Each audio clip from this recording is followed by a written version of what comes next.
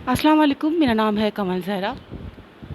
जैसा कि आप लोग जानते हैं कि चंद अनासर जो हैं वो सोशल मीडिया पे पाकिस्तान अफवाज के ख़िलाफ़ बकवास करते हैं, हरकत-सराई करते हैं, बेबुनियाद इल्ज़ामात लगाते हैं, उनको किसी भी सूरत से कोशिश करते हैं कि वो किसी भी सूरत से आवाम के और पाकिस्तान अफवाज के दरमियान जो एक रिलेशन है, जो एक बड़ा मोहब्बत का, बहुत प्यार का, बहुत खुलूस का, बहुत चाहत का, बहुत एतमाद का ताल्लुक़ है, उसको ब्रेक कर सकें।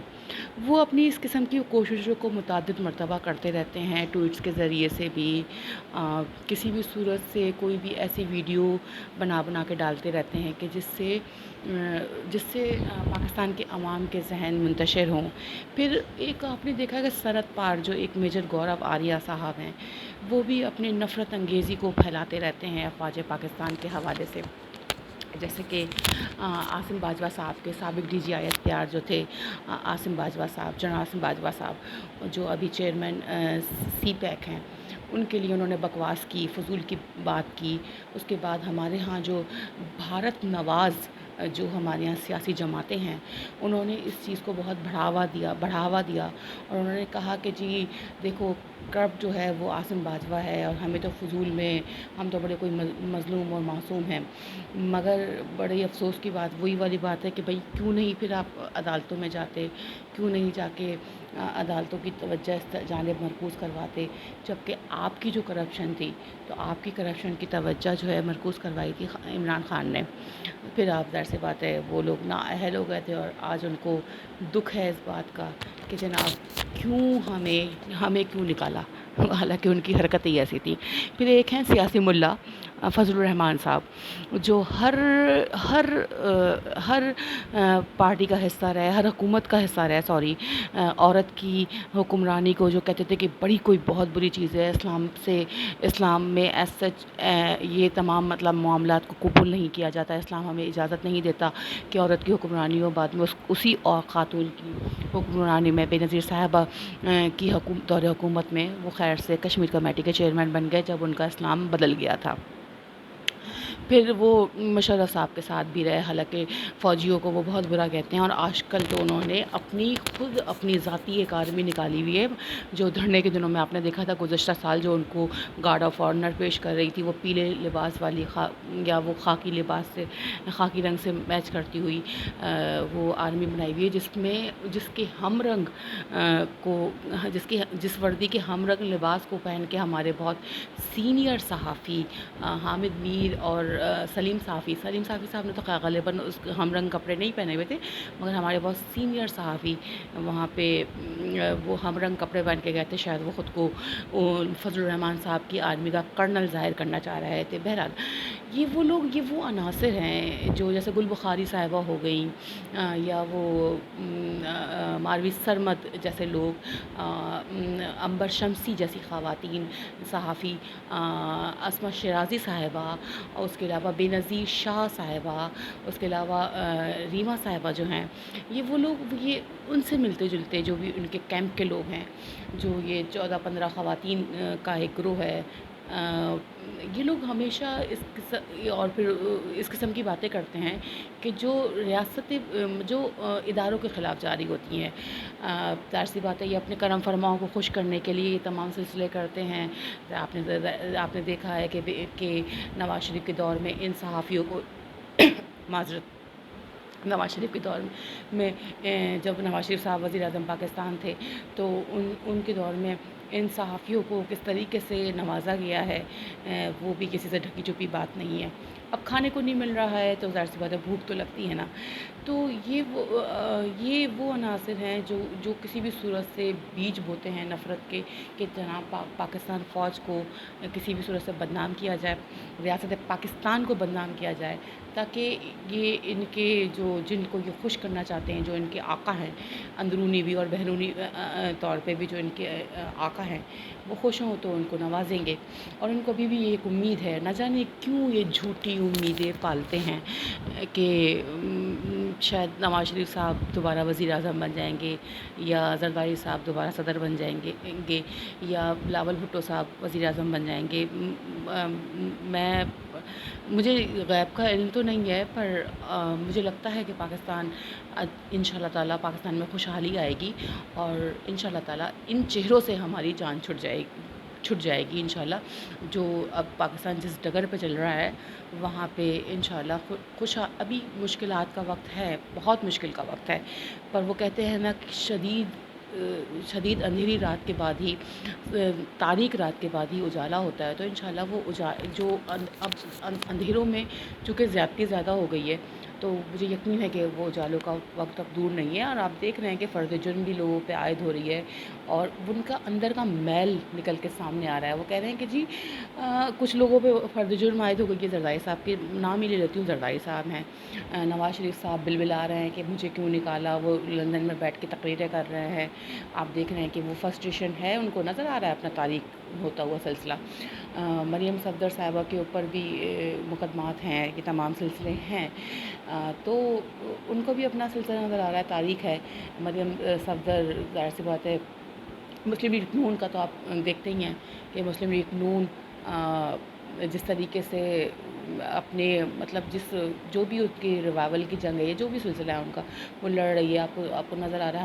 ہم نے کراچی میں ابھی دیکھا ہے کہ 30-35 سال سے ایک جماعت تھی، آج اس کا کچھ مطلب کہیں نظر ہی نہیں آتی، آج تک تصویر بھی نظر نہیں آتی کہ جو لوگ پورے مجمع کو 1 2 3 کہہ کے خاموش کرا دیا کرتے تھے، تو آج ان کی جھلک بھی نظر نہیں آتی۔ اب دیکھیں، ان لوگوں نے ایک نیا طریقہ کار ڈھونڈا ہے کہ جی اب افواج پاکستان کو اس طریقے سے بدنام کریں، اور ہم عوام کی محبت، عوام کی چاہت کو لے لیں۔ تو یہ بھی سلسلہ آپ نے ماضی میں دیکھا، الطاف حسین صاحب نے بڑی کوششیں کی، نہیں ہو سکے کامیاب۔ اب نواز شریف صاحب یہ سب کچھ سلسلہ کر رہے ہیں، اور اتنی بے شرم انسان ہے، میں معذرت کے ساتھ یہ الفاظ اس لیے استعمال کر رہی ہوں کہ جو پاکستان کے خلاف بات کرے گا، جو ریاست مطلب جو قومی اداروں کے حوالے سے بکواس کرے گا، جو یہ سوچے گا کہ میں اس طریقے سے کوئی راز بتا کے بلیک میل کر کے دوبارہ سے اقتدار حاصل کر لوں گا، اس سے زیادہ بے شرم اور بے حس، اور مطلب میں ایک لفظ اور استعمال کرنا چاہ رہی ہوں پر میں نہیں کرتی، کہ اس سے زیادہ بے شرم انسان کوئی نہیں ہوگا۔ چلے میں سافٹ لفظ یوز کر لیتی ہوں، حالانکہ وہ بے شرم سے بھی کہیں زیادہ بے شرم ہے۔ تو اس سے زیادہ بے شرم انسان کوئی نہیں ہوگا کہ جو اس قسم سے بلیک میل کر رہا ہے اداروں کو، کہ جناب وہ کہہ رہا ہے کہ JF-17 کا پر میں نے لگایا تھا، تو کیا کہتے ہیں غوری میزائل کو وہ سوراخ میں نے بنایا تھا کہ جہاں سے بارود نکلتا ہے۔ تو شرم آنی چاہیے ایسے لوگوں کو کہ آپ اس طریقے سے بلیک میل کریں گے، کہ قومی راز کو اس طریقے سے تشہیر کریں گے، میڈیا پہ لا کے بکواس کریں گے، اور آپ کو لگے گا کہ جناب کوئی اہم ادارے کا اہم شخص آپ سے بلیک میل ہو جائے گا اور آپ کو تشت میں رکھ کے اقتدار دے دے گا۔ ایسا کچھ نہیں ہونے والا، جوتے پڑیں گے آپ کے انشاءاللہ تعالی، بہت جوتے پڑیں گے آپ کے۔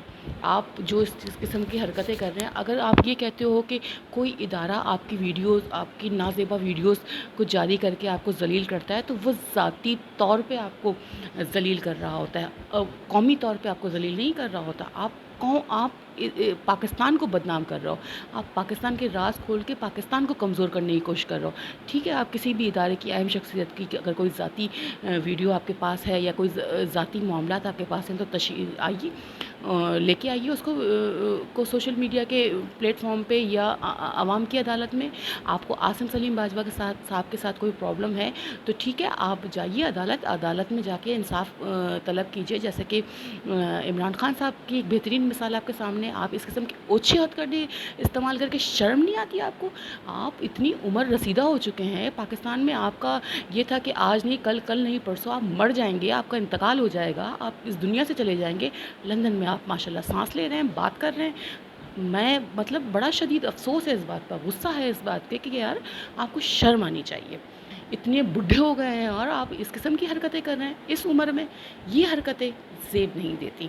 اور جو لوگ اس قسم کی حرکتیں کر کے افواج پاکستان کو یا ریاست پاکستان کو بدنام کرنے کی کوشش کر رہے ہیں، ان کا بہرحال ان کا ماضی تاریخ ہے، ان کو جوتے ہی پڑتے ہیں۔ جیسے کہ محسن داوڑ صاحب کو آپ نے دیکھ لیا کہ محسن داوڑ صاحب گئے تھے بڑے تم تڑاک کے ساتھ کہ جناب ہم تقریر کریں گے، اور جب ان کو لگا کہ بھائی اب تو جوتے پڑنے کا وقت قریب ہے، اور شاید ان کے پڑ بھی گئے تھے، تو اس کے بعد وہ دم دبا کے بھاگ گئے۔ یہ ہے وہ عوامی نمائندے کہ جب عوام کی شدت، عوام کی جانب سے کسی قسم کا شدید रद्द अमल का इज़हार किया जा रहा होता है, तो वो टिकते नहीं हैं वहाँ पे। वो कहा ही जाता है कि वो जमात इस्लामी के लोग थे, उनको मार रहे थे या पीट रहे थे, जो कुछ भी कर रहे थे। मगर बहरहाल उनको ज़रा मुँह तो देना चाहिए था ना। बड़े कोई जवान के बच्चे, बड़े कोई बड़ी कोई वो कहते हैं कि जी हम बड़े कोई ताकतवर हैं, हम बड़े कोई बेहतरीन हैं, हम तो फ़ौज को लिटा देंगे। भाईजान, वो एक बूढ़ा शख्स आपको मार रहा था, आप उसको ना लिटा सके तो फ़ौज को लिटाने की बात तो रहने दीजिए। चलें जी, मैं पाकिस्तान के जैसे नौजवानों से और उनसे सबसे कहूँगी कि अपनी फ़ौज पे एतमाद रखिए। ये फ़ौज हमारे लिए सब कुछ करती है, हमारे लिए अपनी जानों को नज़राना पेश करती है।